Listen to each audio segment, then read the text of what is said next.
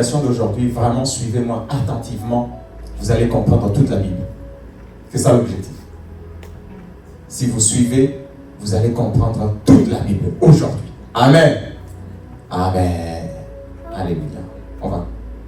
Le titre de notre prédication d'aujourd'hui, c'est « Nous sommes dans la nouvelle alliance ».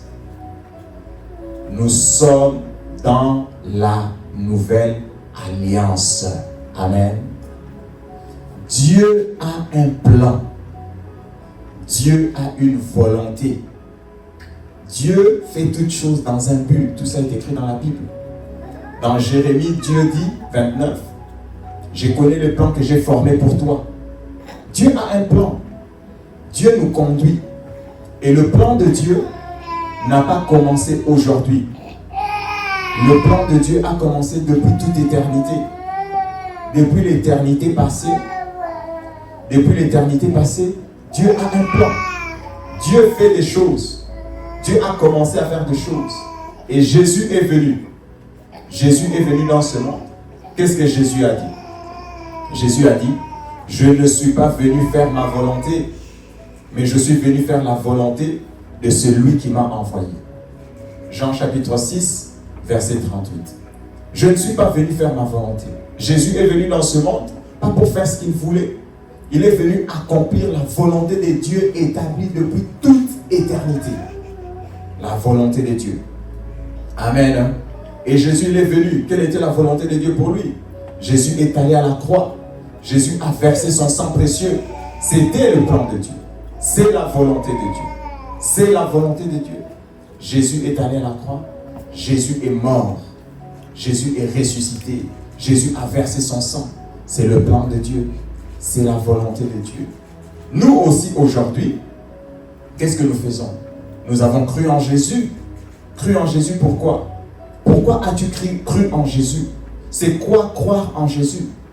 Il y a des gens qui croient en Jésus. Quand ils ont cru en Jésus, Dieu doit commencer à faire leur volonté. Dieu est devenu... Non! Depuis toute éternité, Dieu a un plan. Le plan de Dieu est en train d'aller. Le plan de Dieu est en train de passer. Nous ne vivons que 100 ans. Et dans ces 100 ans-là, tu dois être capable, toi aussi, de participer au grand plan de Dieu. Au grand dessein de Dieu. Amen. Est-ce que vous me suivez? Dieu a un plan.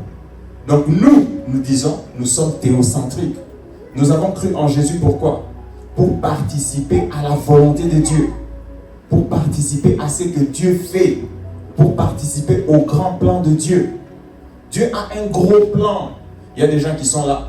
Seigneur, quelle est ta volonté pour moi? Quelle est ta volonté pour moi? Non. Non.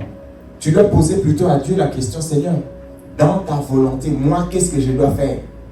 Dans ton plan que tu as, le gros plan, quelle est ma part d'action? Qu'est-ce que moi je vais venir faire ici? C'est quoi que moi je dois faire? C'est ça notre foi. Amen. Notre foi, c'est pas égocentrique. Notre foi n'est pas anthropocentrique. Notre foi est théocentrique. Faire participer au plan de Dieu.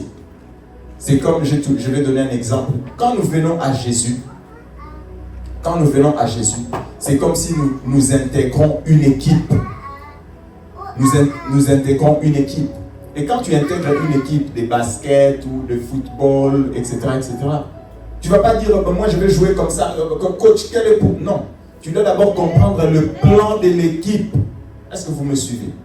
L'équipe va jouer comment? Si tu ne comprends pas bien, alors tu vas dire, mais moi maintenant mon rôle dans tous ces plans-ci, quelle est ma part? Est-ce que vous suivez ce que je dis? Qu'est-ce que moi je vais faire ici? Comment je vais jouer? Mais tu es dans un plan collectif. Tu es dans un plan général. Dieu a un plan général. Dieu est en train d'aller quelque part. Et son plan s'accomplira. Amen. Amen. C'est pour ça que nous avons cru en Jésus. Nous avons changé notre système de pensée. Nous demandons à Dieu, tu as un plan général. Mais tu dois connaître la volonté de Dieu. Nous, notre église, qu'est-ce que nous prêchons? Essentiellement, nous prêchons aux gens, vous devez vous conformer à la volonté de Dieu. Dieu a un plan. Il y a des gens qui disent, moi je vis selon la volonté de Dieu. Qu'est-ce que tu fais? Je lis la Bible. Quand on dit ne vole pas, je ne vole pas. Quand on dit ne tue pas, je ne tue pas. N'insulte pas, je n'insulte pas. Je fais la volonté de Dieu. Oui, tu fais la volonté de Dieu. Mais tu ne vois pas où Dieu va. Tu ne vois pas où Dieu va. Amen. C'est-à-dire que tu ne vois pas au-delà de ton nez. Pourquoi Dieu te dit de ne pas voler? Pourquoi Dieu te dit de ne pas tricher? Pourquoi Dieu te dit de ne pas tuer? C'est quoi le but final? Amen. C'est ça connaître la volonté de Dieu.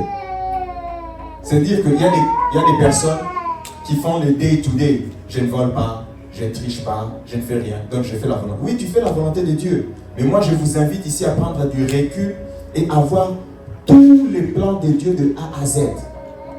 Ici, il me dit ne vole pas. Oui, je ne vole pas. Mais la finalité de tout ce que nous faisons, la finalité de notre vie de foi, c'est quoi? C'est quand Jésus sera assis sur le trône et que tout sera mis sous ses pieds. Que tous ses ennemis seront mis sous ses pieds.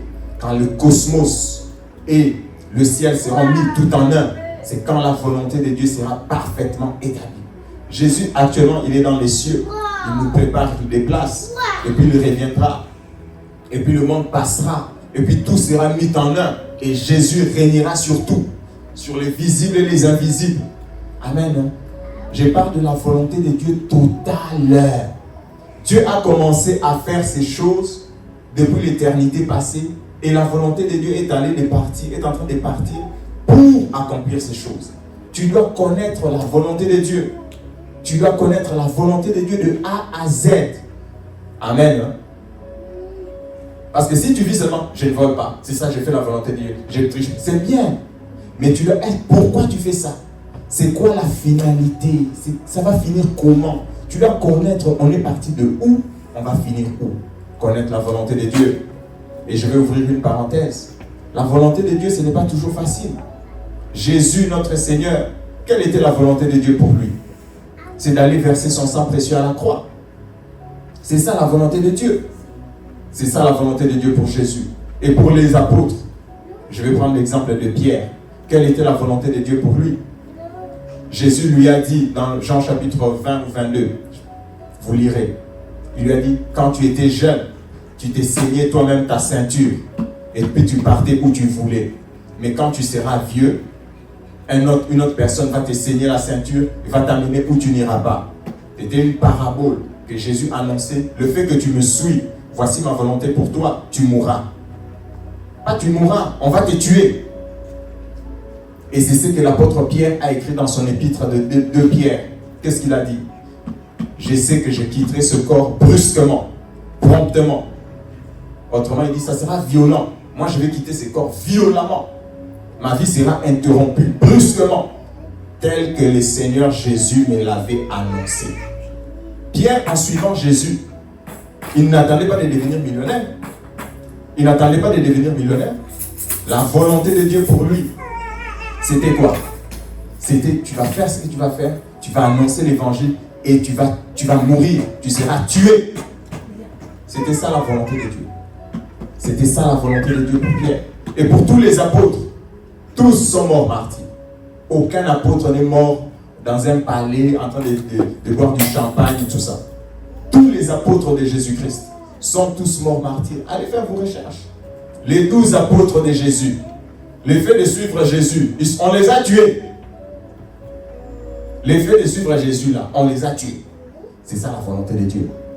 Dans la volonté de Dieu, elle n'est pas toujours louloulala. Il y a des gens aujourd'hui qui prêchent juste, qu'est-ce qu'ils prêchent? Non, tu vas finir millionnaire, viens à Jésus, voici. Ok, d'accord, c'est possible aussi.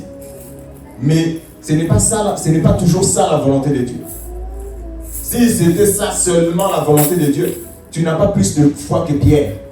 Tu n'as pas plus de foi que Paul. Donc s'il y a des gens que Jésus devait rendre millionnaires, c'est d'accord, c'est 12 apôtres. Toi, tu n'as pas plus de foi que eux. Eux, ce sont les fondements de l'église. La Bible dit que l'église est bâtie sur le fondement des apôtres et des prophètes. Jésus-Christ lui-même étant la pierre angulaire. Comment on finit ces fondements? Comment on finit les apôtres? S'il y a des gens que Jésus devait, si c'est faire quoi matériellement, ce sont eux. Toi, tu n'as pas plus de foi que eux. Et ce sont les fondations de notre foi. Mais la volonté de Dieu pour eux, c'était de prêcher l'évangile et de finir martyr. La volonté de Dieu. Mais pourquoi ils ont accepté la volonté de Dieu? Pourquoi ils l'ont accepté? Pourquoi ont-ils accepté? Ah Seigneur, je vais mourir. Oui, j'accepte. Je te suis quand même. Pourquoi ils ont accepté? Parce qu'ils connaissent la volonté de Dieu de A à Z. Ils connaissent la volonté de Dieu au-delà de la mort. Ils connaissent toute la volonté de Dieu. Ils ne sont pas juste en train d'obéir comme ça. Ne tue pas, ne vole pas. Un chrétien donc qui voit seulement le jour après jour, jour après jour. Non, moi je ne tue pas, moi je ne vole pas. C'est bien. Mais c'est quoi toute la volonté de Dieu? On finira où? En faisant ça, qu'est-ce qui va se passer avec nous? Amen. La volonté de Dieu n'est pas toujours facile. Mais la volonté de Dieu est bonne. Parce que Dieu est bon. Dieu n'est pas un méchant.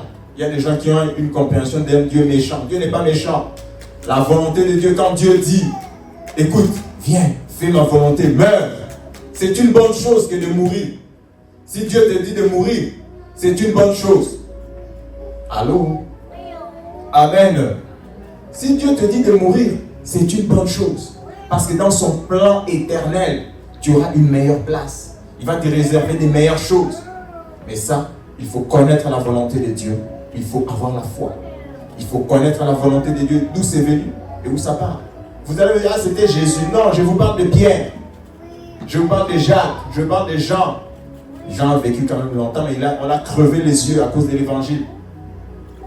Je vous parle d'André, qui est mort. Matthieu, mort. Thomas, mort. Pas mort dans sa vieillesse, tout ça, dans le champagne, tout ça. Non, mort à cause de l'évangile. Et c'était ça la volonté de Dieu pour les apôtres. C'était ça la volonté de Dieu. Mais cette volonté de Dieu est bonne. Parce que leur espérance n'était pas seulement sur la terre. La Bible dit que dans le ciel, ils ont des trônes. Dans le ciel, ils sont récompensés. Eux croyaient réellement. Le christianisme qui veut vous faire croire que, viens, tu vas, nanana, nanana. Oui, Dieu fait des grandes choses. Dieu nous bénit aussi, financièrement, matériellement, etc. Mais tu dois connaître la volonté de Dieu. Tu dois être équilibré. La volonté de Dieu pour toi peut être aussi dure. Amen. Si Dieu te dit de mourir martyr, tu dois mourir martyr. Le christianisme, son essence, c'est le sang versé. Le christianisme, sa source, c'est le sang versé. Le christianisme, son essence, son identité, c'est le sang versé de Jésus-Christ. Jésus a été persécuté et tué. Les disciples de Jésus ont été persécutés et tués. Et pas seulement les disciples de Jésus. Si vous lisez l'histoire de l'Église, il y a eu beaucoup de martyrs. Il y a eu des millions de martyrs, rien que pour le baptême par immersion. Il y a eu des millions de martyrs qui sont morts pour le baptême. Le christianisme, son essence, c'est aussi la persécution. Il n'y a pas de christianisme sans persécution. Il n'y a pas de chrétien qui ne soit pas persécuté. Notre persécution fait partie de la bénédiction. Le fait d'être persécuté, ça fait partie de notre bénédiction. Donc que Dieu nous envoie la persécution. Notre persécution fait partie de notre bénédiction. Jésus a dit, vous aurez des bénédictions avec les persécutions. Vous aurez des bénédictions avec les persécutions. Il n'y a pas de christianisme sans persécution. Qu'on ne te mente pas. Si on te dit qu'il y a un christianisme sans persécution, ce n'est pas le christianisme des apôtres, de Jésus et des autres. Tous ces gens-là ont été persécutés, tués. La force du christianisme vient de là. Quand les chrétiens sont persécutés, ils prient. La puissance de Dieu se dégage. La force du christianisme vient de la persécution. Si on est seulement là, on va se refroidir. La force du christianisme, la persécution est une bénédiction. Toi-même, regarde quand tu es dans le trouble dans ta vie, comment tu prends déjà les prières. Regarde quand tu as un peu. La force du christianisme vient de la persécution. Il n'y a pas de christianisme sans persécution. Son essence, c'est le sang versé. Donc Jésus est venu. Il est venu faire la volonté de Dieu. La volonté de Dieu qui a commencé depuis toute éternité. Jésus est venu faire la volonté de Dieu. Amen. Maintenant, nous allons comprendre une partie de la volonté de Dieu. Nous allons enseigner une partie aujourd'hui. La volonté de Dieu. Donc tu as cru en Jésus, mon frère, ma soeur. Tu as cru pour croire, pour faire la volonté de Dieu. Tu as intégré une équipe et tu dois entrer dans le gros plan de Dieu, dans le gros plan divin. Tu dois entrer dans ces plans-là. C'est pas un sport individuel. Le christianisme, c'est une armée. Tu es entré, on a un système de jeu. Tu dois comprendre le système de jeu total de l'équipe. Amen. Amen. On va lire Luc, s'il vous plaît. On va lire Luc, chapitre 22, verset 20. Luc 22, verset 20, s'il vous plaît.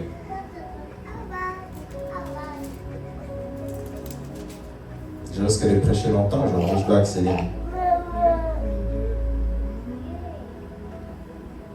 Luc 22, 20. Mike, please.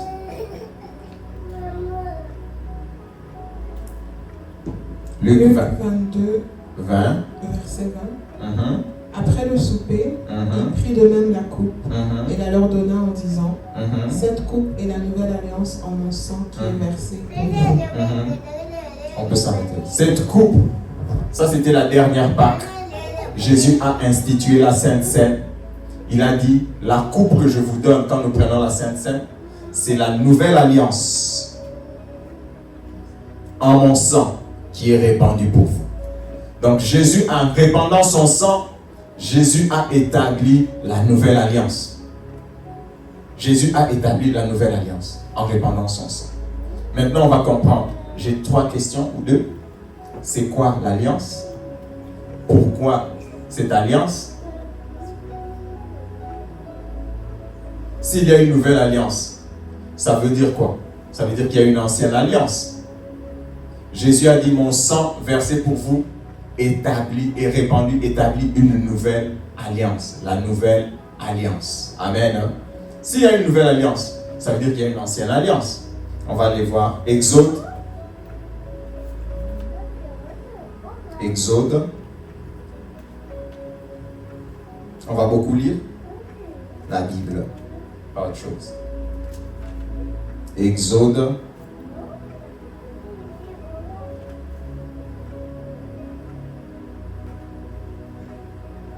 Exode 24, je crois. 24, 4 à 8. Exode 24, 4 à 8.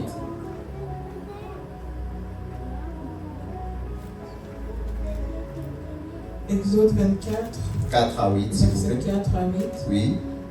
Moïse écrivit toutes les paroles de l'Éternel, puis se leva de bon matin, construisit un autel au pied de la montagne et dressa 12 pierres pour les 12 tribus d'Israël.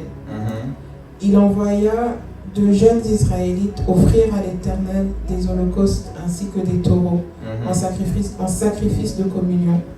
Moïse prit la moitié du sang et l'a mis dans des bassines et avec l'autre moitié, il aspergea l'autel.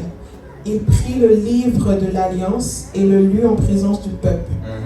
Ils dirent, nous ferons tout ce que l'Éternel a dit. Nous y obéirons. Moïse prit le sang et en aspergea le peuple en disant, voici le sang de l'alliance que l'Éternel a conclu avec vous sur la base de toutes ces paroles. Ici, c'est l'ancienne alliance, ou la première alliance, si vous voulez. Exode chapitre 24, 4 à 8, on a choisi plutôt 4 à 8. Moïse est monté à la montagne, quand le peuple ne voulait plus monter à cause de la peur. Il a reçu les commandements, il a reçu les lois, il est venu. Il a lu la loi devant le peuple, il a pris le sang d'animaux, il a aspergé sur le peuple d'Israël. Il leur a dit, ceci est l'alliance. Moïse, quand il faisait ça, il ne savait pas que c'est l'ancienne alliance. Lui, c'était l'alliance. Voici l'alliance que Dieu établit avec vous. Dieu établit l'alliance avec vous. Mais pourquoi Dieu établit une alliance avec les hommes? Dans quel objectif Dieu il vient faire une alliance avec les hommes? Pourquoi? Pourquoi Dieu le fait? C'est quoi l'objectif de faire l'alliance? Parce que dans la Bible, globalement, on peut dire qu'il y a la nouvelle alliance, il y a l'ancienne alliance, qu'on peut simplifier. Il y a le Nouveau Testament, l'Ancien Testament. Pourquoi Dieu fait des alliances avec les hommes? Amen. Amen. On va voir, on va beaucoup lire, vous allez comprendre, on va parcourir toute la Bible. On va retourner dans Genèse. On va lire Genèse. Notre foi a commencé par qui? Notre foi a commencé par Abraham. Abraham est appelé le père de la foi. Abraham est le père de tous ceux qui croient. Amen. Donc on va lire Genèse chapitre 12. On va encore retourner, vous allez comprendre. Inquiétez-vous pas. Genèse 12. On a lu ça mercredi. 1 à 4, s'il vous plaît. Genèse chapitre 12, 1 à 4. Genèse 12, versets 1 à 4. Oui. L'Éternel dit à Abraham, quitte ton pays, ta patrie et ta famille et va dans le pays que je te montrerai. Je ferai de toi une grande nation, je te bénirai, je rendrai ton nom grand et tu seras une source de bénédiction. Je bénirai ceux qui te béniront et je maudirai ceux qui te maudiront et toutes les familles de la terre seront bénies en toi. Abraham partit conformément à la parole de l'Éternel et Lot partit avec lui. Abraham était âgé de 75 ans lorsqu'il quitta Charan.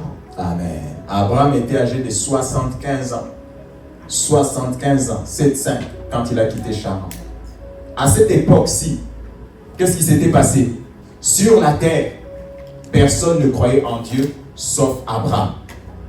Est-ce que vous comprenez ce que je dis? Personne ne croyait en Dieu à cette époque-ci sauf Abraham. Et donc Dieu lui apparaît, Dieu lui dit, je suis le Dieu Tout-Puissant, etc. Quitte ton pays. Parce que dans l'environnement, Abraham vivait à Charan, en Mésopotamie. Pour faire court.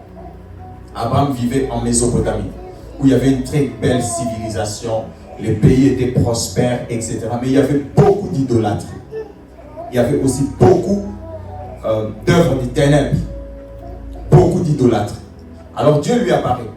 Dieu lui dit, quitte ton pays, quitte ta nation, quitte tes parents, etc., etc. Va dans le pays que je te montrerai, je te bénirai. Toutes les nations, je te rendrai fécond. Toutes les nations de la terre seront bénies en toi. Donc Abraham est parti à cet âge-là, il avait 75 ans.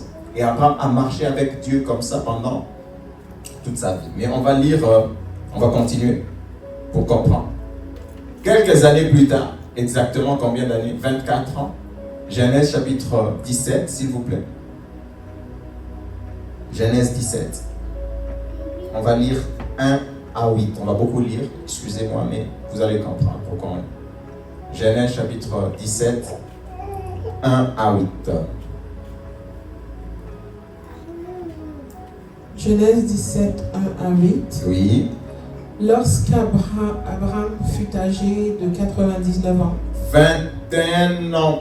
Combien d'années plus tard? 24 ans plus tard. L'Éternel apparut à Abraham et lui dit, je suis le Dieu Tout-Puissant. Marche devant moi et sois intègre. J'établirai mon alliance entre moi et toi et je te multiplierai considérablement. Abraham tomba le visage contre terre et Dieu lui dit, voici quelle est mon alliance avec toi. Tu deviendras le père d'un grand nombre de nations.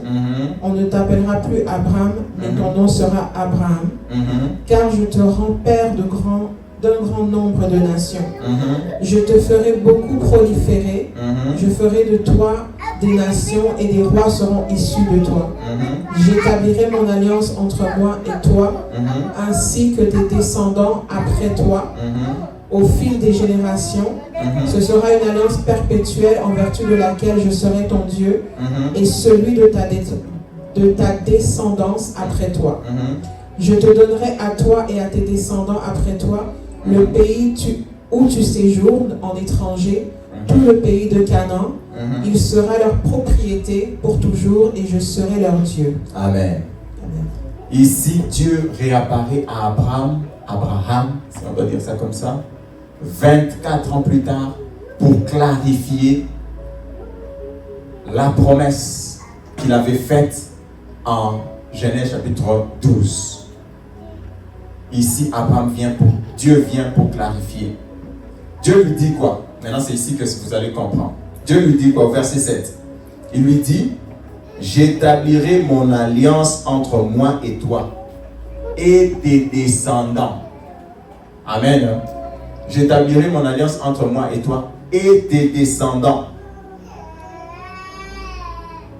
après toi, selon leur génération. Ce sera une alliance perpétuelle en vertu de laquelle je serai ton Dieu.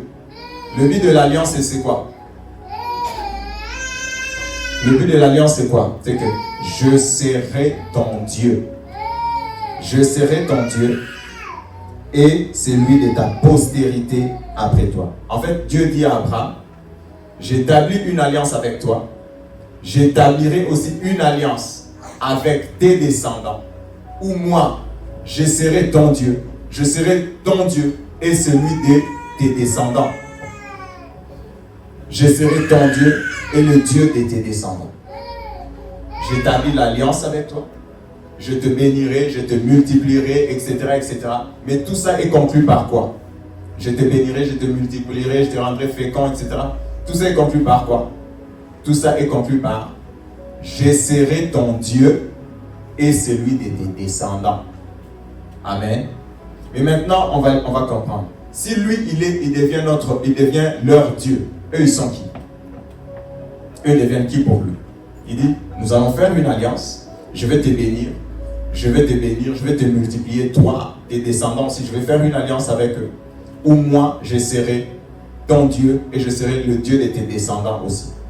Si lui, Dieu, il dit que moi, je serai votre Dieu, je serai ton Dieu, je serai le Dieu de tes descendants. Et eux, maintenant, ils seront qui pour lui?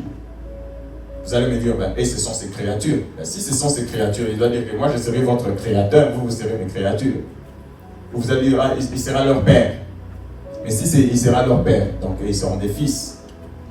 Ici, il dit, je serai ton Dieu et celui de tes descendants. C'est le but de l'alliance. Pourquoi Dieu fait alliance avec l'homme? Dieu veut être le Dieu en ce temps-là, le Dieu d'Abraham. Et il dit que parce qu'en ce moment-là, c'était seul Abraham qui croyait. Abraham devait se multiplier, devenir une nation. Il était le seul qui croyait en Dieu. Le seul qui croyait en Dieu. Dieu lui dit, quand tu vas te multiplier, quand tu deviendras une nation, quand les nations vont sortir de toi, tes descendants, je serai leur Dieu. Je vais aussi faire alliance avec eux. Faire alliance dans le but de quoi? Bénir, multiplier, etc. Oui, mais dans le but d'être leur Dieu. D'être leur Dieu, c'est ça le but de l'alliance. Je serai ton Dieu. Je serai ton Dieu et celui de tes descendants. Je serai ton Dieu. Donc vous comprenez d'où vient l'alliance que Dieu a fait avec les Juifs. L'alliance mosaïque ou l'ancienne alliance. C'est la promesse. La promesse que Dieu a faite à Abraham. Je ferai alliance aussi avec tes descendants. Toutes les nations de la terre seront bénies en toi. Si vous lisez dans Galates, quand on parle de toutes les nations, c'est y compris nous, les païens, seront bénis au travers d'Abraham. Toutes les nations de la terre seront bénies en toi. Je serai ton Dieu et celui de tes descendants. Amen. Donc vous comprenez pourquoi Dieu a fait alliance aussi avec les Juifs. Parce que Dieu avait promis à Abraham. La promesse est laquelle? Je serai ton Dieu et celui de tes descendants. Et si Dieu, il est Dieu d'Abraham et Dieu des descendants d'Abraham, qui sont les descendants d'Abraham? Ils sont qui pour Dieu? On va lire Lévitique. Lévitique. C'est vraiment un enseignement, on va beaucoup lire. Aujourd'hui, c'est une prêche, mais enseignée. Lévitique 26, 11, 12. Lévitique 26, 11 à 12. Lévitique 26, versets 11 à 12. Oui. J'établirai mon habitation au milieu de vous, et je ne montrerai pas de dégoût envers vous. Je marcherai au milieu de vous, je serai votre Dieu et vous serez mon peuple. Donc si lui devient votre Dieu, vous devenez qui pour lui? Vous devenez son peuple. C'est ça, c'est pour ça que Dieu établit l'alliance. Il a établi l'alliance avec Abraham pour être le Dieu des descendants d'Abraham et que les enfants d'Abraham deviennent qui? Les peuples de Dieu. Et Dieu dit quoi? Quand vous comprenez, je serai ton Dieu et celui de tes descendants. Autrement, ça veut dire quoi? C'est ce qui est expliqué ici. j'établirai ma demeure au milieu de vous. Dieu, quand il a un peuple, autrement il est qui? Quand Dieu a un peuple, autrement il est qui? Il est roi. Et un roi, vous avez déjà vu un roi qui vit dans un autre pays, mais qui a un peuple dans un autre pays? Est-ce que ça existe? Un président, le président des États-Unis, mais lui il habite au Zimbabwe. C'est pour ça que quand Dieu dit à Abraham, je serai ton Dieu et celui de tes descendants, ça veut dire quoi? Je serai avec toi. Je vais vivre avec toi. La promesse faite à Abraham, c'est laquelle? La promesse faite à Abraham, c'est quoi?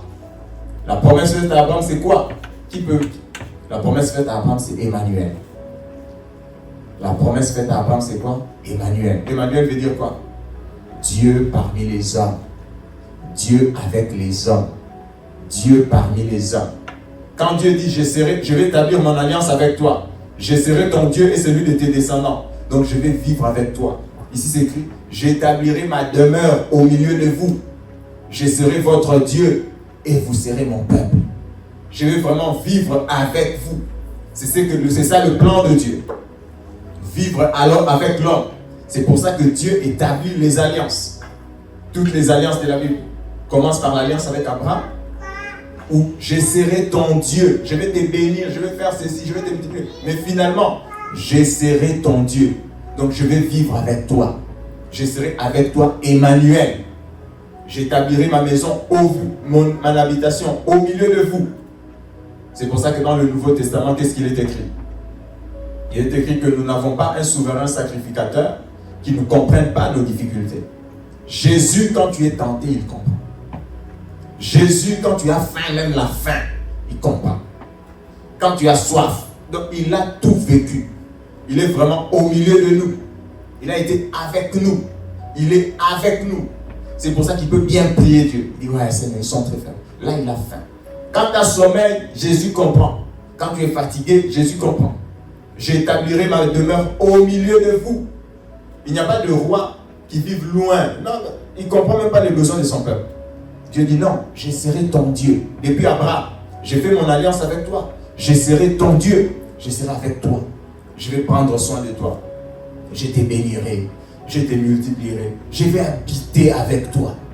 J'établirai ma maison avec vous. C'est quoi le but des alliances? Dans la Bible, nouvelle et ancienne, on va y arriver. Dieu veut habiter au milieu de son peuple. Dieu veut être avec nous. Amen. C'est pour ça que Dieu, comme il avait promis à Abraham, on a lu dans Genèse chapitre 17, il lui a dit, j'établirai mon alliance avec toi et puis avec tes descendants. C'est pour ça que dans Exode, nous avons lu, il a établi l'alliance avec les Juifs. Dieu accomplit quelle promesse? Quelle est la promesse que Dieu accomplit? Quel est le plan que Dieu poursuit? Je veux être ton Dieu. C'est ça le besoin de Dieu. Je veux être ton Dieu, habiter au milieu de toi, prendre soin de toi. Il avait fait la promesse à Abraham que je serai aussi le Dieu de tes descendants. J'établirai mon alliance avec eux. Mais l'alliance, je serai leur Dieu et ils seront mon peuple. Donc Dieu est donc roi. Je serai leur Dieu et ils seront mon peuple. Je serai leur Dieu, ils seront mon peuple. Je vivrai avec. Quand il dit je serai ton Dieu, tu seras mon. Donc je vais être avec toi. J'établirai ma maison avec vous. Je vivrai avec vous. C'est ça que Dieu fait. Et quand Dieu a scellé l'ancienne alliance, une alliance c'est comme un contrat. On va simplifier. Une alliance c'est comme un contrat. Dieu vient voir l'homme. Il dit à Abraham, voici j'ai fait alliance, etc. Et j'en ferai avec tes descendants. Mais l'homme avait déjà chuté. L'homme est pécheur. Dieu est saint.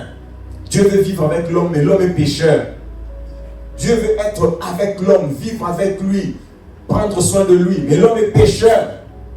Dieu dit, mais c'est pas possible. Pour ça, on va faire une alliance. Vous savez, je vais vous dire quoi faire, comment faire pour que moi je vive avec vous. Je vais vous bénir, je vais vous protéger, je vais vous multiplier, je vais tout faire. Mais je peux le faire. Et il faut que je vive avec vous. Pour que je vive avec vous, je vais vous donner certaines conditions. On va signer une alliance. C'est pour ça que Dieu a donné la loi. C'est pour ça que Dieu a donné l'Ancien Testament. Pour que les hommes soient capables de vivre avec Dieu. Amen. pour que les hommes soient capables de vivre avec Dieu. C'est pour ça que Dieu a donné l'alliance. Il leur a dit, vous ne ferez pas ci, vous ne ferez pas ça, vous ferez comme ça, vous ne ferez pas comme ça. Mais cette alliance-là était basée sur quoi? Cette alliance-là était basée sur les efforts de l'homme. Donc pour que tu vives avec moi, tu dois faire comme ça, tu dois faire comme ça, tu dois faire comme ça, tu dois faire comme ça. Et finalement, qu'est-ce qui s'est passé quand ils ont agree, quand on peut dire, ils ont les deux signé l'accord, les deux parties. Qu'est-ce qui s'est passé? L'homme était incapable de répondre aux termes du contrat. Autrement dit, l'homme était incapable de répondre aux besoins de justice de Dieu. C'est comme quand tu veux te marier. Il y a un minimum, non? Non, moi j'aime pas ça, toi t'aimes pas ça, moi j'aime pas ceci, moi j'aime pas ceci. Après, on est d'accord, ok, on y va. C'est un peu comme ça. L'homme était donc incapable de répondre aux besoins de justice de Dieu. L'homme était incapable de répondre aux besoins de sainteté de Dieu. Dieu a dit, je suis saint, vous êtes mon peuple, vous devez aussi être saint. Mais l'homme était incapable, de par ses propres efforts, fournissant des efforts, de devenir, d'atteindre les critères que Dieu avait mis, les critères de justice. Donc Dieu a dit non. En ce moment-là, ça ne marche pas. Ça ne marche pas. Et qu'est-ce que Dieu a fait? Après que cette alliance-là ne fonctionnait pas par une capacité de l'homme, parce que l'homme est pécheur. La Bible dit dans Romains que l'homme était charnel, pécheur. Et dans Romains, il est écrit qu'un homme charnel est incapable d'obéir à Dieu. C'est impossible qu'il obéisse à Dieu. Donc, c'était impossible que les hommes répondent aux besoins de justice de Dieu. Qu'est-ce que Dieu fait? Jérémie, on va lire. Jérémie. On va beaucoup lire la Bible. J'espère que vous me suivez. Jérémie 33, 31 à 33. Jérémie 33. Je pense que c'est le bon. 31 à 33.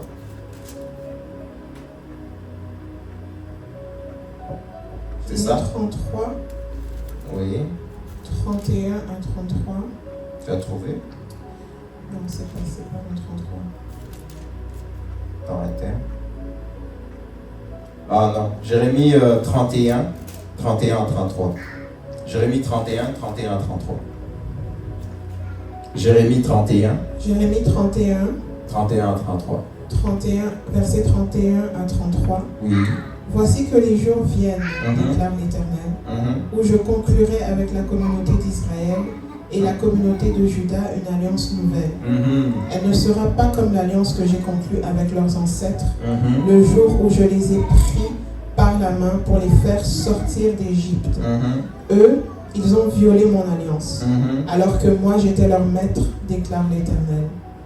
Mais voici l'alliance que je ferai avec la communauté d'Israël. Après ces jours-là, déclare l'Éternel, je mettrai moi à l'intérieur d'eux, je mettrai ma loi à l'intérieur d'eux, je l'écrirai dans leur cœur, je serai leur Dieu et ils seront mon peuple. Nouvelle alliance, la finalité, c'est quoi la conclusion? Mais voici l'alliance que je ferai avec la communauté d'Israël. Après ces jours-là, déclare l'Éternel, je mettrai ma loi à l'intérieur d'eux, je l'écrirai dans leur cœur, je serai leur Dieu et ils seront mon peuple.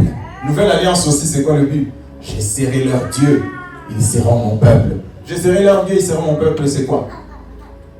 Emmanuel, Dieu avec les hommes. Emmanuel, Dieu parmi nous. Dieu a dit, qu'est-ce qu'il a dit? Il a dit, j'ai fait une ancienne alliance avec eux, mais ils n'ont pas été capables. Ils ne sont pas capables de répondre au terme de l'alliance. Ils ne répondent pas à l'alliance. Ils ne sont pas capables. Un côté a échoué à remplir le contrat de l'alliance.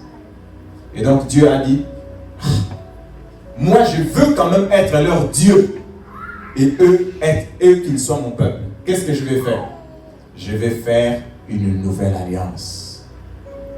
Je vais établir avec eux une nouvelle alliance. Amen. Je vais établir. Donc quand Jésus maintenant, vous comprenez, On a fait retour, maintenant on remonte encore. Quand Jésus, dans Luc chapitre 22, verset 20, il dit que son sang précieux qui est répandu pour établir une nouvelle alliance, Jésus était en train d'accomplir la prophétie de Jérémie, où Jérémie avait dit que Dieu a dit qu'il fera avec nous une nouvelle alliance. Parce que dans cette alliance dans laquelle nous sommes avec lui, nous sommes incapables de remplir notre part. Nous sommes incapables de remplir notre part. Et donc Dieu dit qu'il va, dans les jours qui viennent, dans les jours qui arrivent, Dieu dit qu'il va faire avec nous une nouvelle alliance. Amen. C'est comme ça que Jésus, en répandant son sang précieux, en versant son sang précieux à la croix, Jésus a établi la nouvelle alliance. Jésus, en répandant son sang précieux, il a établi la nouvelle alliance. Mais qu'est-ce que Dieu a fait de l'ancienne alliance? Est-ce qu'il a juste jeté ça comme ça? L'alliance a juste disparu? Non. L'ancienne alliance n'a pas juste disparu. Jésus, en répandant son sang précieux, qu'est-ce qu'il a fait aussi? Il a accompli l'ancienne alliance. Vous comprenez ce que je veux dire? Dieu est un Dieu de justice. Quand vous avez signé un accord, il ne va pas juste prendre l'accord et jette. Vous comprenez ce que je dis? Jésus, en répandant son sang précieux, Jésus a aussi accompli l'ancienne alliance. Jésus a accompli l'ancienne alliance, puis il a établi une alliance nouvelle avec nous. C'est pour ça que vous voyez pourquoi on fait toujours l'alliance avec le sang. Pourquoi on parle toujours du sang, le sang, le sang. Ça veut dire que l'alliance doit être observée coûte que coûte. L'alliance doit être observée même au prix de sa vie. L'alliance qu'on a établie, Dieu a dit, l'alliance qu'on établit sur le sang, représentant la vie.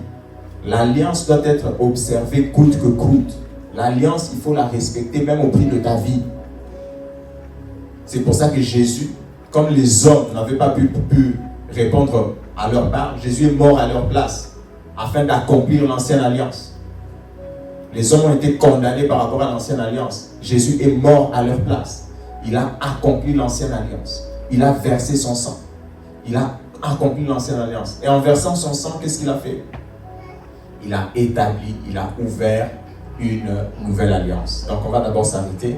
J'espère qu'on a compris le but des alliances. Le désir de Dieu pour les hommes, c'est quoi? Pourquoi Dieu fait toutes ces choses dans la Bible? Pourquoi il établit les alliances? Pourquoi il te dit ne vole pas? Pourquoi il dit ça? Pourquoi il dit ça? Je veux être ton Dieu. Je veux être avec toi. C'est pas juste, moi Dieu me dit ne vole pas, je vole pas. Mais c'est quoi le but? Il faut tout comprendre jusqu'à la fin. À la fin, quand on ira au ciel, on va vraiment habiter avec Dieu. C'est ça le but final. Dieu fait tout parce qu'il a déjà dit je veux être ton Dieu. Je veux habiter avec vous. Je veux prendre soin de vous. C'est ça le ciel. C'est ça le ciel. C'est là-bas que nous nous en allons. Mais c'est déjà aussi accompli. Je prêcherai ça aussi à Pentecôte. Mais je prêcherai ça différemment. Dieu veut être avec nous. C'est pour ça que Dieu fait les alliances. C'est pour ça que Dieu fait ceci. Il veut être avec nous. La nouvelle alliance, je serai leur Dieu et ils seront mon peuple. Je vais vivre avec eux. Je vais prendre soin d'eux. C'est ça le but de la première alliance. C'est ça le but de l'alliance avec Abraham. C'est ça le but de l'alliance avec Moïse et le peuple. C'est ça le but de la nouvelle alliance. Dieu veut être avec nous. Dieu veut être avec nous, ça s'appelle quoi? Ça s'appelle Emmanuel. J'ai une prédication, j'avais déjà dit ça à ma femme, je vais la prêcher. Ça s'appelle la foi en Emmanuel. Dieu veut être avec nous. Emmanuel. Il veut être. C'est ça le but des alliances. C'est ça le but de tout ce que Dieu fait. Amen. C'est ça le but de tout ce que Dieu fait. On va lire maintenant un peu, en comparant les alliances. Il y a beaucoup à dire, mais on ne va pas tout dire. On va dire juste 2-3 choses. On va lire Hébreux chapitre 8, si je n'ai pas préparé. Hébreux chapitre 8. On va parcourir toute la Bible.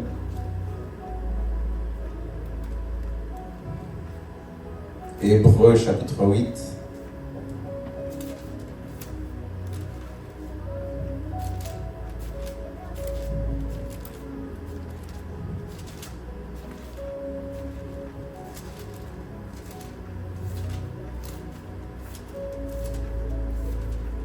Hébreux 8. 6-7 seulement, on va lire. Hébreux 8, 6-7, s'il vous plaît. Hébreux chapitre 8, versets 6 et 7. Mais en réalité, Jésus possède un service bien supérieur, et ce d'autant plus qu'il est le médiateur d'une meilleure alliance, fondée sur de meilleures promesses. En effet, si la première alliance avait été irréprochable, il n'aurait pas été question de la remplacer par une seconde. La première alliance avait des défauts. C'est pour ça que Jésus est venu. Dieu avait déjà promis, nous avons lu dans Jérémie, Jésus est venu, il a versé son sang précieux, Luc chapitre 22, 20. Il a versé son sang précieux et Jésus a établi la nouvelle alliance. Mais ici, qu'est-ce qu'on nous dit? Je ne vais pas faire tous les comparatifs, il y en a beaucoup. La nouvelle alliance est de loin meilleure que l'ancienne alliance. La nouvelle alliance est de loin meilleure que l'ancienne alliance. Amen. Parce que Dieu veut être avec nous. Vous savez ce qu'il a fait? Je vais vous expliquer vraiment avec des exemples simples. Imagine, tu signes un contrat avec quelqu'un. Tu lui dis, moi je vais apporter 50, toi tu vas apporter 50. Si ça ne marche pas, je vais t'aider, mais toi tu vas apporter 50, moi je vais apporter 50. Si ça ne marche pas, on va aller en justice. Et tu te rends compte que la personne qui devait apporter son 50% ne l'apporte pas. Mais parce que tu veux l'aider, qu'est-ce que tu fais? Tu payes son 50%. Puis tu établis maintenant une nouvelle alliance. Où tu me dis, moi je vais tout faire. Toi accepte ça. C'est ça la nouvelle alliance. L'ancienne alliance, l'homme devait faire. Dans la nouvelle alliance, l'homme, Dieu lui dit, tu ne fais pas, tu crois. Accepte ce que moi j'ai fait. C'est ce que Jésus a fait. L'ancienne alliance, dit, tu dois faire, tu n'es plus capable. Dieu veut tellement être avec nous.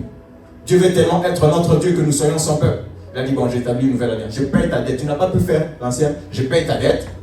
Puis je signe un nouveau contrat. Dans ce nouveau contrat, toi tu signes seulement. Je vais tout faire. 100% qu'il fallait payer là. Moi je paye tout. Toi accepte. Signe à la fin. C'est ça la faute. Est-ce que vous me suivez? Toi signe à la fin. C'est ça la nouvelle alliance. La nouvelle alliance, Dieu ne te demande pas de faire d'abord. Dieu te demande de croire. Dans l'ancienne alliance, Dieu te disait, si tu veux, voilà, fais, puis ça va marcher. L'homme est incapable. Dans la nouvelle alliance, qu'est-ce que Dieu lui dit? Qu'est-ce que Dieu dit à l'homme? Je veux tellement être avec toi. C'est le désir de Dieu. Il y a des gens qui se posent la question, moi, est-ce que Dieu m'aime vraiment? Lis la Bible. Dieu veut être ton Dieu et il fait tout pour que cette promesse-là se réalise. Est-ce que moi, Dieu m'aime vraiment? Est-ce que moi, Dieu m'aime vraiment? Jésus a dit, car Dieu a tant aimé le monde, qu'il a donné son Fils unique, afin qu'il verse son sang pour toi. Tu veux encore quel amour qu'on t'explique que Dieu t'aime comment? Est-ce que moi, Dieu m'aime? Mais Dieu t'aime! Dieu a tant aimé toi comme tu es, qu'il a donné Jésus. Est-ce que moi, Dieu m'aime? Est-ce que moi, Dieu est avec moi? Dieu ne va pas m'abandonner. Dieu veut être ton Dieu. C'est pour ça que nous sommes dans la nouvelle alliance. Dans la nouvelle alliance, l'homme ne fait pas. L'homme croit. L'homme croit au sang précieux versé pour lui. L'homme croit en l'œuvre de Jésus. Tu ne fais pas dans la nouvelle alliance. Dans la nouvelle alliance, tu crois. Dans la nouvelle alliance, tu acceptes Jésus. Tu acceptes ce que lui, il a fait pour toi. C'est pour ça que c'est far way above superior. C'est supérieur. La nouvelle alliance est de loin supérieure à l'ancienne alliance. Parce que ici, Dieu garantit toute l'alliance. Avant, nous devions garantir une partie. Mais dans la nouvelle alliance, Dieu garantit toute l'alliance. Dieu prend en charge toute l'alliance. Je vais tout faire, toi tu acceptes, puis je serai ton Dieu, tu seras mon peuple. Amen. C'est ça la grâce. C'est ça qu'on appelle aussi la grâce. C'est ça qu'on appelle aussi la grâce. Mais aujourd'hui, qu'est-ce que nous voyons parfois? Nous voyons des gens qui comparent l'ancienne alliance, la nouvelle alliance, qui mélangent, qui pensent que les deux sont pareils. Non! La nouvelle alliance est de loin supérieure à l'ancienne alliance. La nouvelle alliance, ce qu'il y a dans l'ancienne alliance, plus encore. Amen. Plus encore. Dans la nouvelle alliance, dans l'ancienne alliance, l'homme était esclave du péché. L'homme était esclave de sa conscience même. Même quand il amenait le sang des animaux pour obtenir le pardon chez le prêtre. Mais le péché ne le quittait pas. Il pensait toujours qu'il était pécheur. Dans l'ancienne alliance, l'homme était sous autorité du diable. Il ne pouvait pas chasser le diable. Il ne pouvait pas chasser aucun démon. Il ne pouvait rien faire. L'homme était martyr, donc il était tué par le diable. Brûlé, mangé, calciné. Le diable faisait ce qu'il voulait. Mais dans la nouvelle alliance, ce n'est plus possible. Dans la nouvelle alliance, ce n'est plus possible. Dans la nouvelle alliance, ce n'est plus possible. Jésus est venu et il a établi une meilleure alliance. Jésus est venu, il a établi une meilleure alliance. Meilleure alliance. Meilleure alliance. Le sang de Jésus, le nom de Jésus nous a été donné. Le sang de Jésus, le nom de Jésus nous a été donné. Ici spécifiquement, je vais parler du nom. Parce que c'est un sujet qui me tient à cœur. Je vais parler du nom. Dans l'ancienne alliance, Dieu leur a donné aussi un nom. Je vais simplifier pour ne pas pour faire court. Jéhovah. Mais au nom de Jéhovah, tu ne chasses aucun démon. Au nom de Jéhovah, tu ne gagnes. Au nom de Jéhovah, tu n'as aucun pardon de péché. Au nom de Jéhovah, tu ne chasses aucun démon. Au nom de Jéhovah, tu n'es pas sauvé. Est-ce que vous comprenez ce que je dis? Au nom de Jéhovah, ça ne passe pas. Le diable ne fuit pas au nom de Jéhovah. Au nom de Jéhovah, le diable ne fuit pas.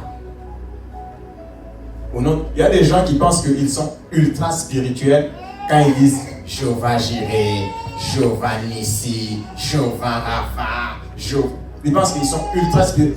Vous voyez tous les noms de Jéhovah. Jéhovah ceci, Jéhovah c'est là, Jéhovah Nissi. Il y a des gens qui sortent même des noms. Jéhovah Tsikdenum. Tu peux citer tous les noms de Jéhovah. Tous ces attributs de Dieu, le nom du Jéhovah, là, c'est dans le nom de Jésus, plus encore. C'est dans le nom de Jéhovah Jireh, si tu invoques le nom de Jésus, ça fonctionne.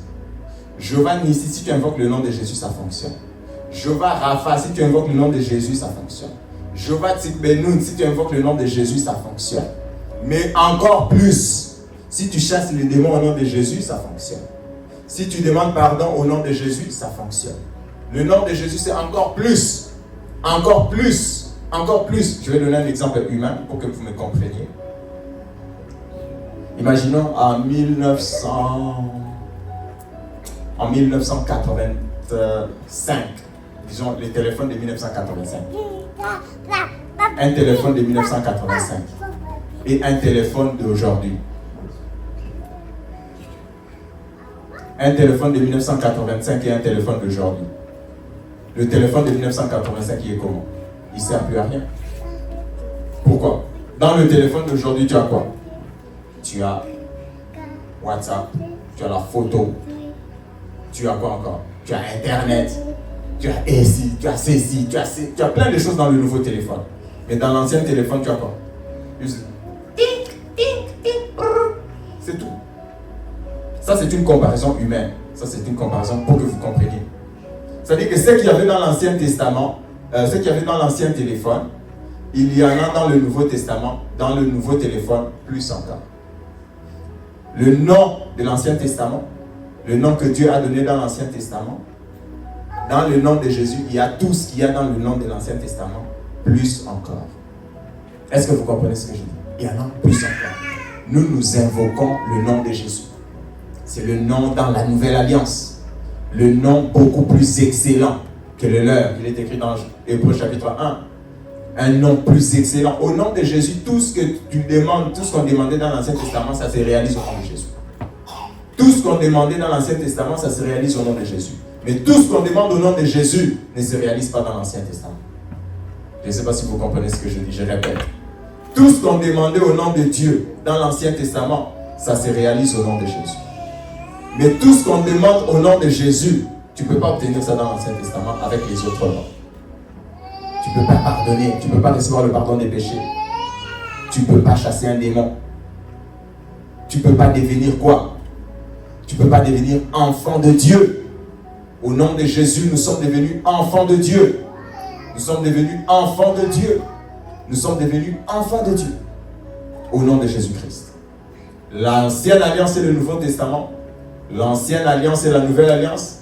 La nouvelle alliance rend l'ancienne alliance quoi? Inutile. Le nouveau téléphone de 2024 rend le téléphone de 1985 inutile. Il peut être là, le téléphone est là. L'ancienne alliance a été réalisée. Tu peux toujours faire des choses avec. Mais le nouveau téléphone de 1985 et le nouveau téléphone de 2025 et le téléphone de 1985, le nouveau téléphone rend le téléphone de 1985 inutile. Après, quelqu'un va me dire, non, c'est pareil, c'est toujours le nom de Dieu. C'est ton incrédulité qui te fait parler. Personne aujourd'hui n'utilise le téléphone de 1985. Personne. En 2025, personne n'utilise. C'est ton incrédulité qui te dit que non, je vais toujours utiliser. C'est ton incrédulité. Personne n'a besoin de quelque chose qui est inutile. Ce que j'ai dit, je sais ce que je dis. Et je sais ce que ça coûte. Personne n'a besoin d'un téléphone de 1985. Ah, c'est toujours le nom de Dieu là-bas. C'est toujours Dieu. C'est ton incrédulité qui te fait parler.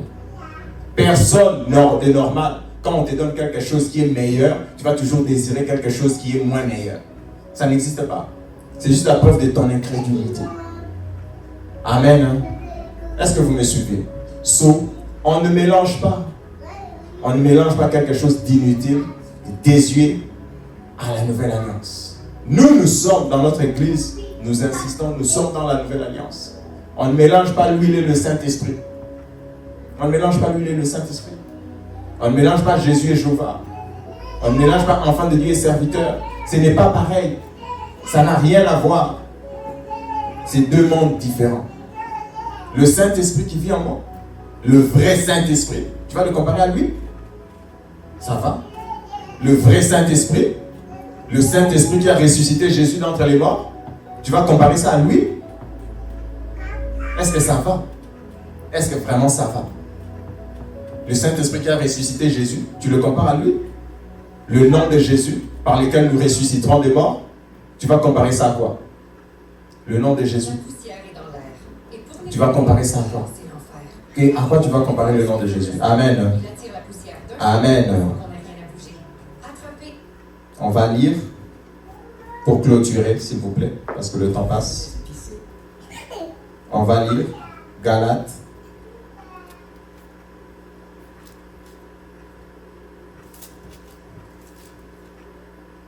Galates,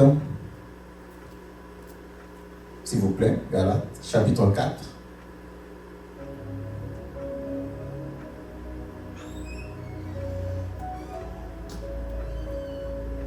Galates, chapitre 4.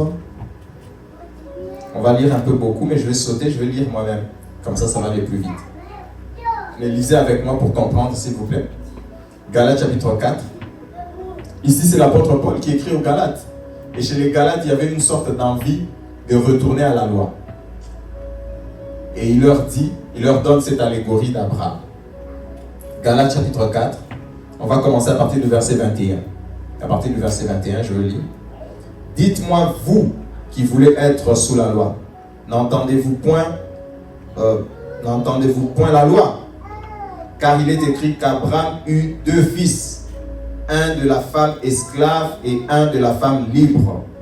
Mais celui de l'esclave naquit selon la chair et celui de la femme libre naquit en vertu de la promesse. Ces choses sont allégoriques, car ces femmes sont deux alliances. Ces femmes sont deux alliances.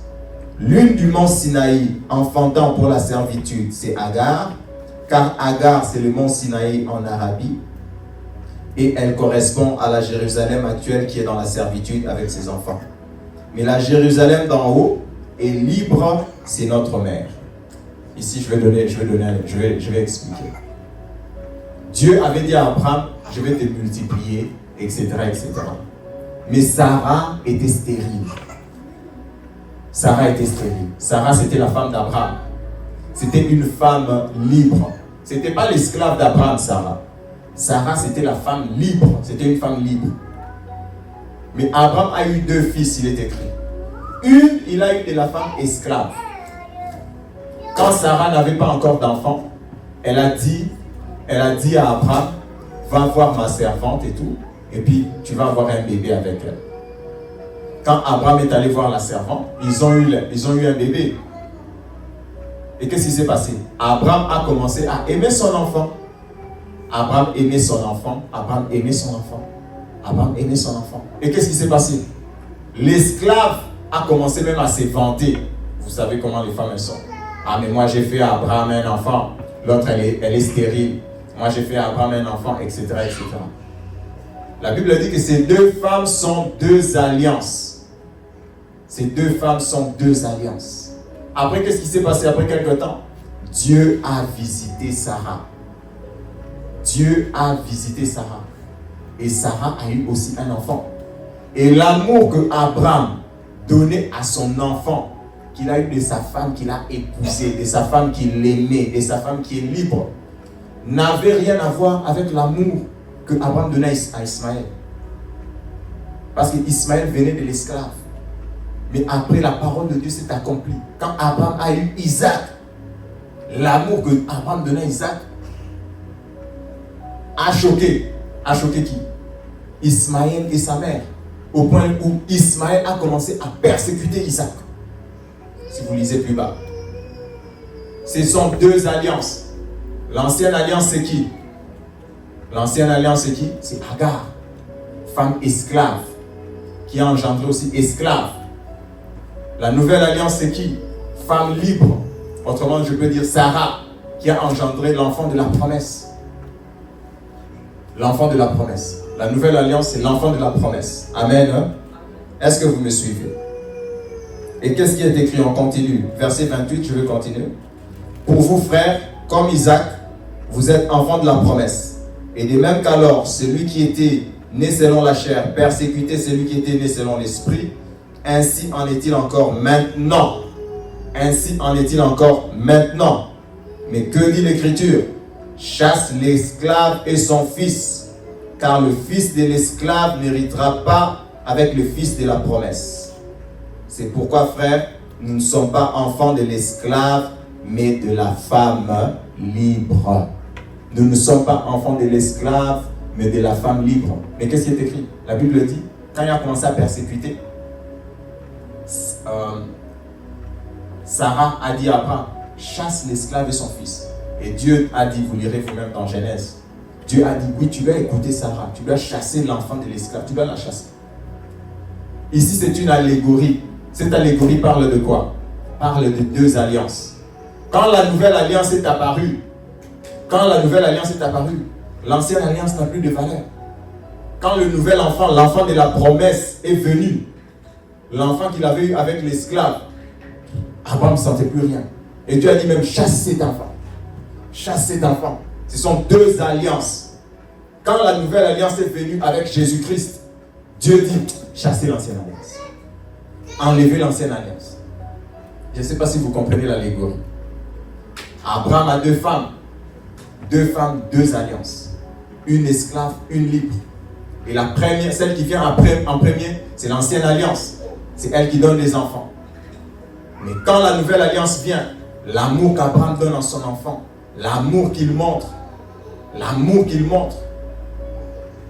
Dieu même dit, chasse l'ancienne alliance, chasse l'esclave et sa femme. Et nous, aujourd'hui, nous sommes dans la nouvelle alliance, mes frères. On ne confond pas.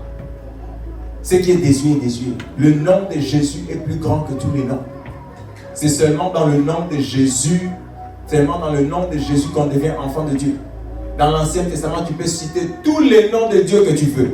Tu ne deviendras pas enfant de Dieu. Tu peux citer tous les noms de l'Ancien Testament que tu connais.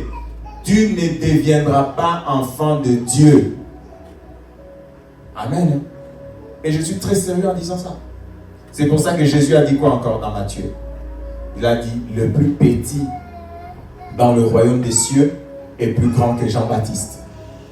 Celui qui est né de nouveau, celui qui a reçu le nom de Jésus, aujourd'hui sous la grâce, ayant reçu le nom de Jésus, tu es plus grand que Moïse, tu es plus grand que Élie, tu es plus grand que Jean-Baptiste. Comment? Pourquoi tu es devenu plus grand? Pourquoi tu es plus grand que Moïse et Jean-Baptiste et Élie? Parce que tu as reçu le nom de Jésus. Parce que tu as reçu le nom de Jésus. C'est seulement au nom de Jésus qu'on devient enfant de Dieu. C'est seulement au nom de Jésus qu'on est sauvé. C'est seulement au nom de Jésus que les démons obéissent. C'est seulement au nom de Jésus-Christ. Amen. Nous sommes dans la nouvelle alliance. Nous sommes dans l'alliance de la paix. Nous sommes dans l'alliance de la grâce. Dieu est avec nous. La promesse que Dieu avait faite s'est accomplie. Il est devenu maintenant notre Dieu. Emmanuel est venu. Christ est en nous. Christ est avec nous. Le besoin de Dieu a été accompli dans la nouvelle alliance. Le besoin de Dieu a été atteint. Dieu est devenu notre Dieu. Et nous sommes devenus son peuple. Et dans la nouvelle alliance, au-delà du fait que nous sommes devenus le peuple de Dieu, nous sommes devenus aussi qui? Nous sommes devenus enfants de Dieu. Nous sommes devenus membres de sa famille. Le besoin de Dieu a été accompli dans la nouvelle alliance. Meilleur que l'ancienne alliance. Dieu est devenu notre Dieu. Nous sommes devenus son peuple. Dieu est devenu notre Père. Nous sommes devenus de sa famille. Nous sommes devenus ses enfants. Le besoin de Dieu a été accompli dans la nouvelle alliance. Dans la nouvelle alliance. L'alliance de la paix. L'alliance de la grâce. Le besoin de Dieu dans la Bible. Le besoin de Dieu, pour faire court. Il y a beaucoup à dire à ce sujet. J'ai déjà longtemps prêché. C'est plutôt un enseignement, pas une prédication. Le besoin de Dieu, c'est d'être ton Dieu. Le besoin de Dieu, c'est d'être ton Dieu. Que tu sois son peuple. C'est pour ça que Dieu fait toutes choses. C'est pour ça que nous irons au ciel. Tout ce que Dieu fait, les alliances, etc. Mais Dieu veut tellement le faire. Dieu veut tellement être notre Dieu. Au point qu'il nous a déchargés de toutes les charges de notre part. Parce que Dieu veut être ton Dieu. C'est ce qu'on appelle aujourd'hui la nouvelle alliance, la meilleure alliance, l'alliance de la grâce. Tu ne feras rien. Je ferai tout. Je vais tout faire. Toi, tu vas être mon peuple. Et moi, je vais être ton Dieu. Et quand je serai ton Dieu, je te bénirai. Je prendrai soin de toi. Ça, c'est toute l'histoire de la Bible que je vous explique. Dieu veut être ton Dieu. Et il veut que toi, tu sois son peuple. Il a essayé. Dieu a fait tous les efforts au point de donner son Fils unique afin que son Fils verse le sang pour que la promesse de Dieu s'accomplisse dans ta vie. Aujourd'hui, nous vivons au temps d'Emmanuel. Christ est en nous. Christ est en nous. Christ est en nous. Dieu est avec nous. Dieu est avec nous. Le Saint-Esprit est en nous. Dieu vit avec nous. Nous vivons à l'époque d'Emmanuel. Il a établi sa demeure au milieu de nous. Et il marche au milieu de nous. Il a établi sa demeure en nous par le Saint-Esprit. Il a établi sa demeure en nous. La parole de Dieu s'est accomplie. Il avait dit, j'établirai ma demeure. Qu'est-ce qu'il a fait? Il a établi sa demeure en toi. La parole de Dieu s'est accomplie. Le besoin de Dieu a été atteint. Le Saint-Esprit est venu en nous. Amen. Amen. Ça, c'est la grâce du Seigneur Jésus. Ça, c'est la grâce du Seigneur Jésus. C'est la parole de Dieu pour ce dimanche. Amen. Nous allons prier. Nous allons prier, nous allons prier. Nous allons remercier le Seigneur. Aujourd'hui, si vous allez retenir quelque chose, c'est la grâce. Dieu nous a déchargés. Dieu est notre Dieu. Dieu est avec toi. Dieu est avec toi. Dieu est Emmanuel. Il est avec nous. Dieu est avec nous. Il prend soin de toi. Il te bénira. Il est avec toi. Comprenez ce que j'ai dit. Il avait dit, je serai avec vous et je prendrai soin de vous. Je vivrai au milieu de nous. Cette parole a été accomplie dans la nouvelle alliance. Dieu est avec nous. Il prend soin de nous. Il habite avec nous. Il habite en nous. Il prend soin de nous. Tu dois le croire quand ça va. Tu dois le croire quand ça ne va pas. Tu dois toujours le croire. Christ est toujours avec moi. Christ est toujours avec moi. La parole de Dieu a été accomplie. Je suis dans la nouvelle alliance. Dieu est en moi. Dieu est en moi. Dieu est en moi. Et il prend soin de moi. Nous allons remercier le Seigneur qui prend soin de nous, qui est avec nous désormais pour l'éternité. Emmanuel. Emmanuel. Il ne te lâchera pas. Il ne t'abandonnera pas. Dieu est toujours avec toi. Le Saint-Esprit est en toi pour l'éternité. Le besoin a été atteint. Dieu a atteint sa cible au travers du sang de Jésus. Il est avec nous. Il prend soin de nous. Il nous conduit. Nous prions au nom de Jésus.